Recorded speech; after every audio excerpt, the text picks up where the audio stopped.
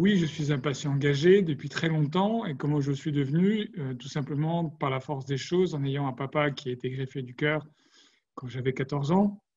Moi-même, par la suite, j'ai eu malheureusement la même maladie que mon père. Et c'est vrai qu'on est dans la famille, on a des contextes médicaux assez importants. Et il a toujours fallu montrer une certaine forme de force pour ne pas se faire imposer des choses qu'on ne voulait pas parce qu'on avait acquis cette expérience à l'hôpital, dans la médecine de ville, et de dire non, ça je ne veux pas, ça je veux bien. Et ça a été à un tel point que quand en 2003 on a découvert la même maladie que celle de mon père, on m'a mis face à un choix qui était assez simple, c'était soit j'étais greffé, soit je pouvais mourir. Et j'ai eu la chance de m'engager auprès d'un cardiologue qui n'était pas donc chirurgien, lui, en disant non, je ne refuse ce choix, je ne veux pas être greffé, je veux continuer de pouvoir vivre avec le cœur que j'ai, je m'engage avec une nouvelle thérapie à essayer de faire quelque chose. Il m'a dit oui, mais ça veut dire qu'il va falloir apprendre, il va falloir comprendre, il va falloir que tu saches gérer ta maladie sans tomber dans les excès du petit bobo j'ai mal tout de suite à l'hôpital. Et du coup, avoir cette réactivité et cette réaction par rapport au corps médical aussi, de savoir se comprendre, de savoir se connaître et d'être capable de se diagnostiquer pour ne pas encombrer, d'une part, les points de contact que je pouvais avoir assez privilégiés avec les cardiologues, mais en même temps de savoir définir quels étaient les degrés d'urgence dans les symptômes que je pouvais ressentir à un moment ou à un autre.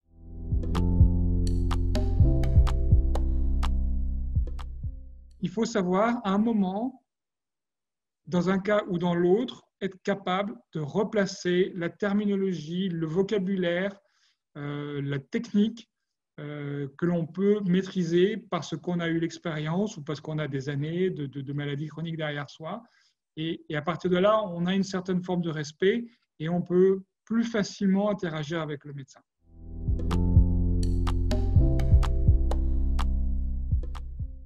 Effectivement, ce n'est pas à la portée de tout le monde de pouvoir être engagé et de pouvoir se défendre, ou en tout cas de prendre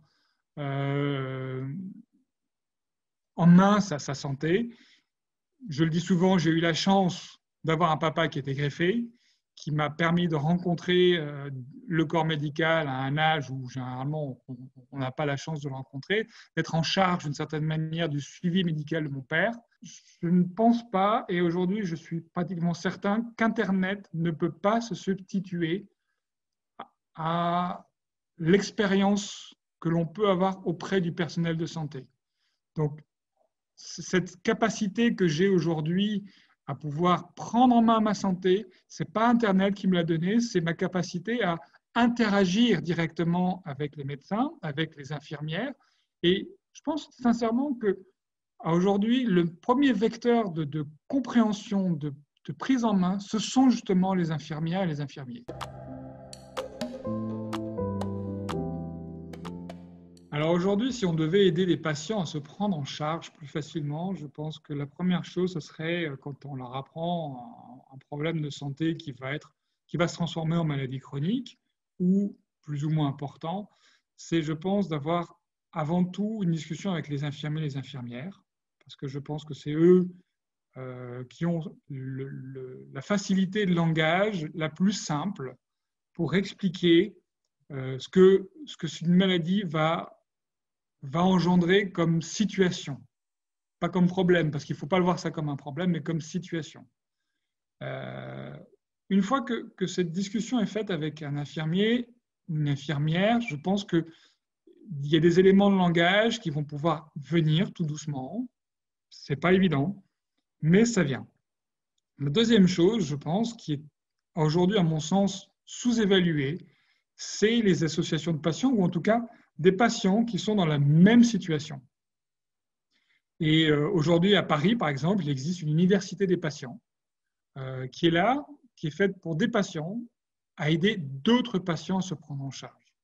Et pour moi, c'est, je pense, l'avenir de ce monde médical, c'est de permettre à des patients d'aider d'autres patients à se former, Internet, encore une fois, est une très mauvaise source d'information parce qu'il y a beaucoup trop de choses. Il faut savoir s'écouter, il faut savoir euh, traduire un bobo, entre guillemets, dans quelque chose de grave ou de pas grave et ne pas sombrer tout de suite dans les urgences.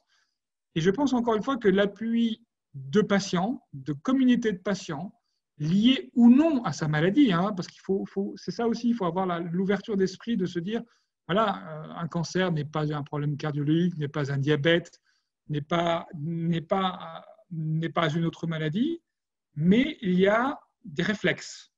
Et ces réflexes, on les a. Je pense que, ça, par contre, je pense qu'on les a, ces réflexes de protection. Et ces réflexes-là, il faut savoir les interpréter. Et plus on a la chance de rencontrer des patients qui sont atteints de maladies diverses, pas forcément les mêmes que les nôtres, plus on est capable de pouvoir interpréter ces signaux que l'on peut avoir et de ne pas tomber dans les pièges. Les médecins sont là, oui, ils sont là pour vous donner un avis, pour vous donner un diagnostic, pour vous réparer, entre guillemets, quand c'est de la chirurgie. Mais ce n'est pas eux, je ne pense pas que ce soit eux, parce que, souvent, ils n'ont pas le temps, qui vont vous aider à vous prendre en charge dans votre maladie. Ils n'ont pas le temps, ils ne sont pas là pour ça.